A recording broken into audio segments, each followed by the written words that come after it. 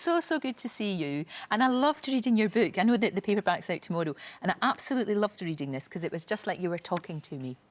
Well, I'm glad. That was part of the whole exercise, in a way, that I liked the idea when I was approached to do it. I said that I'm not doing, not because I have any rich gossip, I wouldn't do any kiss and tell, as they say. I said, that's not me, that's not the sort of audience that I appeal to, or I've tried to build my career on. So they said, no, that's fine. So what eventually did was to try and tell the story of my journey in my words, in my own way. And that's exactly how it comes across. I love the really early stuff about your upbringing, and also the fact that you worked so hard. You know, there was no overnight success here. You really served your apprenticeship and really learned your craft.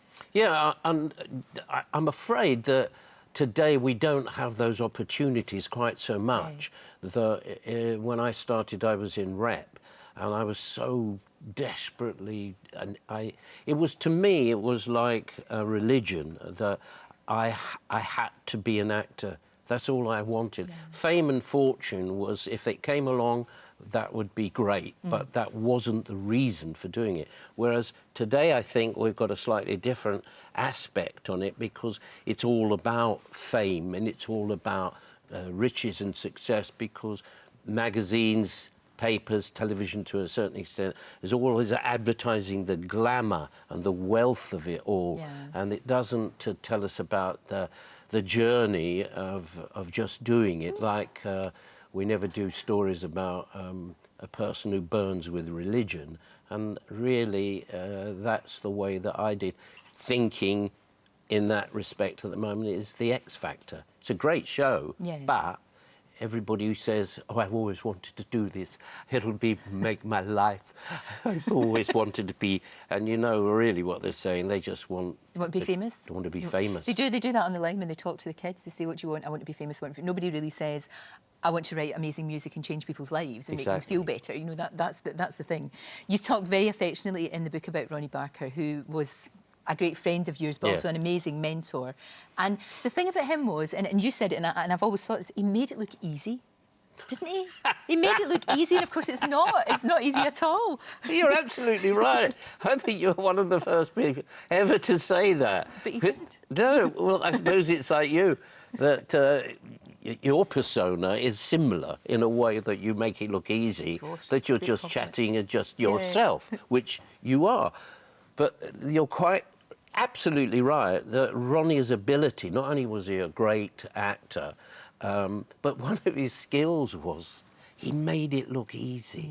And it's not really that easy. No. But that was his gift. And, you know, I don't want to analyse it. Don't let's analyse it. Let's just say he gave us such a lot of pleasure, and me particularly, because what you see with Ronnie was what you got.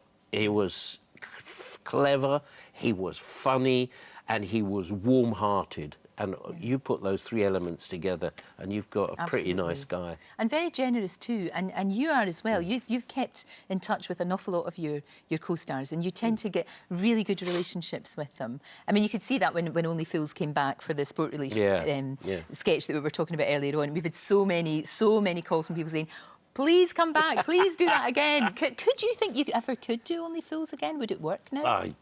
No, I don't think so. I think that the thing that happened with that was a script that John Sullivan was working on, and with his son, I think I've said before that his sons helped to put it together, but it was a Sullivan script. John Sullivan was a one-off, and he wrote those characters, and there isn't anybody else, I don't think, that can do it.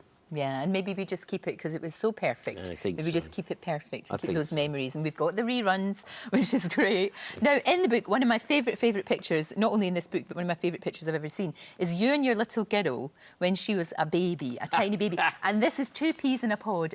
Look at the two. That is so cute. What a beautiful girl. What happened with that they wanted to take pictures for the press. Yeah. And the photographer came round, and she decided to fall asleep. And so she was asleep, and they sort of said, could we have a nice picture with Sophie? And I said, well, I'm not going to wake her up. I mean, look. And I looked at the face, and she'd got that little tiny little smile on. And I just went, look, I mean, how can you wake up someone who's like that? No, it'd be cruel. And then, so they took that picture, which was lovely. It's absolutely delightful. And you talked about the press day with your daughter, who's now a teenager. Yes. We've got all those delights to come. Thank you, yes. All those delights to come. But what I like about it is you maybe can't do things with her because, you know, people will stop you in the street because they love you and they'll stop you and talk to you. But I love the fact that you take her to matinees, or you take her to the theatre, or you take her to movies. That's brilliant, to show her what you do. Well, we do have a bit of a love for the theatre that she has got, and we creep off occasionally to see a matinee in the West End, and she loves it. Like we saw Wicked, which she particularly liked. Good one. And so we make a day out. And we go, you know, together, and we have a lot. We get rid of Mother.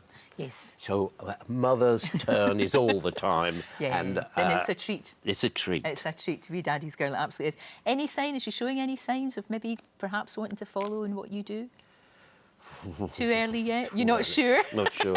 I wouldn't wish it upon her, but I would never stop her. Of course. Because if she did it because she had to do it, she was totally in love with it, I would encourage her, but I'm not going to encourage her unless she wants to, and let her find her own way in life. I absolutely agree with you. I think that's definitely the way, definitely the way to go.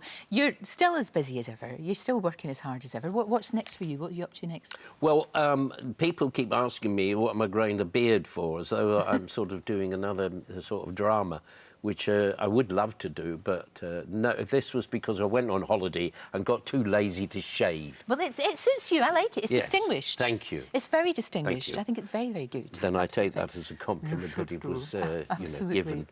But no, I'm going to be doing, we're doing a series of Open All Hours. That's right. We did Open All exciting. Hours, the Christmas special, and I won't go into the long story, but we did it. And what surprised us, I hoped it would work because I just loved that style of thing anyway. And lo and behold, it got a huge audience. Well, people love it. And so much so that they said, would I be interested in doing a series? So immediately I got in touch with the writer, who I know very well, the lovely Roy Clark, and he said, yes, I'd love to, let's have a go. I can't wait to get on the old typewriter. So that's what we're doing. We're starting to build up to that. We'll be filming probably late August. Brilliant. You're going to stay with us because we've got to taste that lovely cooking in a second. But right now, Andy Peters, who's your biggest fan, he got terribly excited earlier on, didn't you, Andy? Oh, I'm so excited and slightly embarrassed, and I might even